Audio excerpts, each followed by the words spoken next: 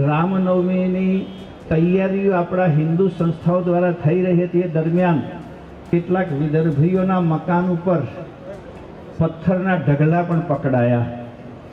એમની પણ તૈયારીઓ રામ જન્મભૂમિને અથવા રામ જન્મ યાત્રાને ભારતમાં હજુ પણ એવા કેટલા લોકો છે કે એને અવરોધવાની શક્તિ રાખે છે અથવા મનસા રાખે છે.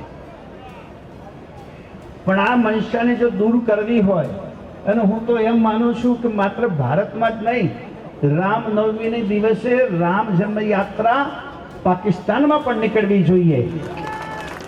અને નીકળી શકે એવા સંજોગો છે. સમગ્ર દેશના હિન્દુઓ કમર કસે અને જે સૂત્ર આપ્યું છે અબકી બાર 400 પાર, તો નિશ્ચિત વાત છે કે આ રામ યાત્રા પાકિસ્તાનમાં પણ નીકળી શકશે.